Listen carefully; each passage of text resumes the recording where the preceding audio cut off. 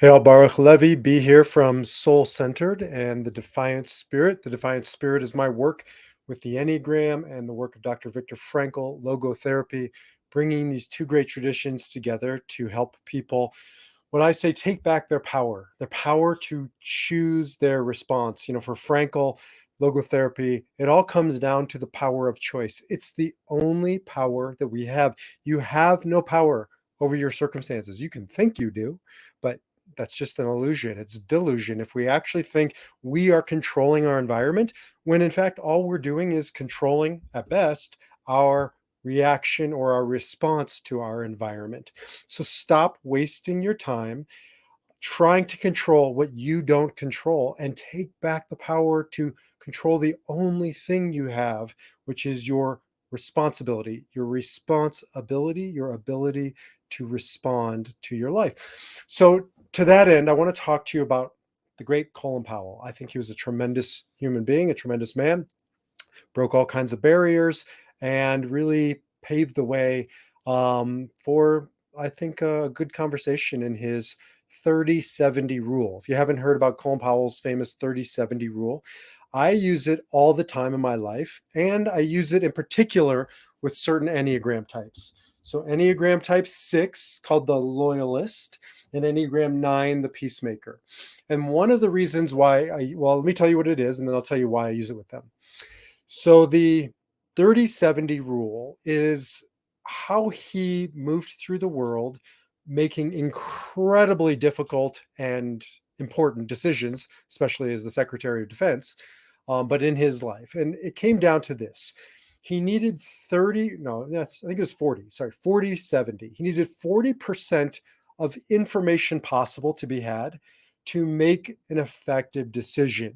But he would never want to get more than 70, because if you try and get 100% of information, of validation, of certainty before you make a decision, you're going to end up where Enneagram 9 and Enneagram 6 end up oftentimes. For the 6, they end up in analysis paralysis. And for the 9, they end up in the same space, but more of a bodily level. We're going to call it inaction. And so for Powell, and I think for many people, not having enough information is a problem, but having too much information is also a problem.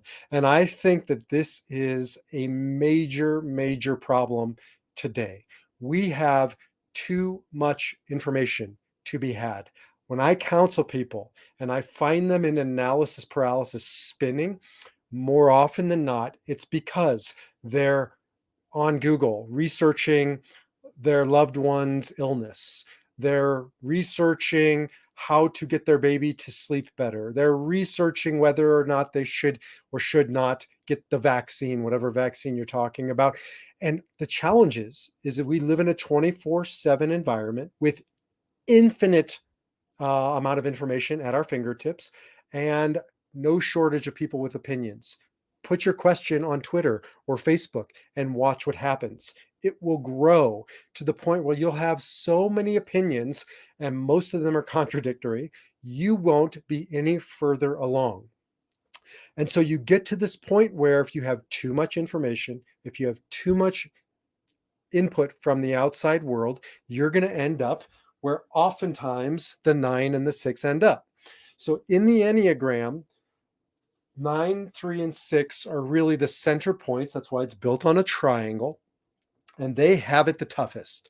9, 3s, and 6s. We're going to leave 3 out of it because 3s overcome this challenge that 9 and 6 get into. Why? It's a longer conversation. But one of the challenges is because they are in the center of their triad, and so they're conflicted, right? I'm going to do a whole video on the conflict that a 9 and a 6 in particular have, but a 9 is conflicted because they're in the center of activity. This is the action body triad, and so they get stuck in inactivity because they don't know which direction to go. Should they look like a 1 and really go inwards, or they should look like an 8 and go outwards? 6s do the same thing, but from a thinking perspective. So 5s go inwards with thinking, 7s go outward with thinking, and 6s get caught in the middle. 9 and 6, however they get there, They get to this place of analysis paralysis or inaction and stuck in that inactivity.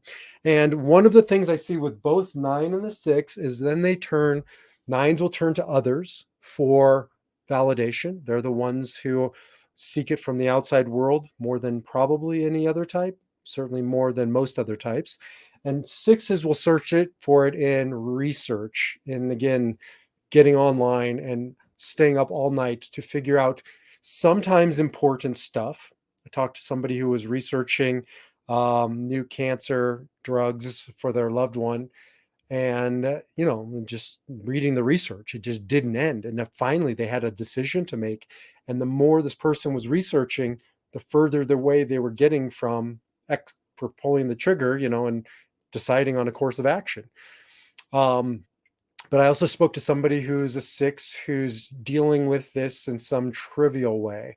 It was a vacation that they wanted to take, and booking the hotel on Expedia, and then other better opportunities would come up, and then they'd worry about it. And so all of this in research and gathering information was not advancing their cause. And up here, the 9s, I was talking to somebody who just kept asking other people their opinion. And they kept getting back conflicting data. And the more they got back, the further away they got back to themselves, to what they wanted, to what they needed, and to what needed to happen.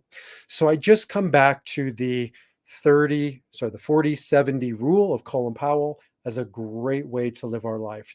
Yes, we need information. We need a certain amount of information. And especially there are Enneagram types that really need to do more diligence. Enneagram 7s, any of you out there, probably you're not going to err on the side of too much due diligence. So you can always do more. 4s can always probably do more due diligence. And I think that's probably all I would say. Maybe 3s, maybe 2s. But some other types need to do less. If you're an Enneagram 1, you probably need to research less. Certainly 9s and 6s, probably 5s. Sometimes less is more. And when you get to the 70%, you got what you need. Now execute, because it's diminishing returns after that 70%. You can waste your life. You can watch opportunities walk right on by. You are not living if you are stuck in this spin cycle, and more is not better. And sometimes 70% is more than enough. So if you want to explore more on Enneagram 9, I'm doing it this week over at defiantspirit.org. You can check out a couple podcasts or videos that I've done, both on the 9 in general, and then also through the lens of wealth with my buddy and partner, Michael Feiner. So you can check those out over at defiantspirit.org. You can check out the 6 from a couple weeks ago. And now I think we have finished all 9 fundamental types. So you can hear those podcasts for free. I also have an ebook, awesome ebook, I must say. Not one of these garbage ebooks that you get when you give somebody your email and you get like pretty pictures. This one is 15 pages. It's everything you need to know about each Enneagram type. I call it 9 Enneagram numbers walk into a bar, and this is how they react, and this is how they respond. And then you can jump over there. You can get that free ebook and so much more. So defiantspirit.org, my new website. Happy to give you that complimentary ebook. Just jump over there and sign up for it. And I will see you in the next set of videos. Until then, defy your number and live your spirit.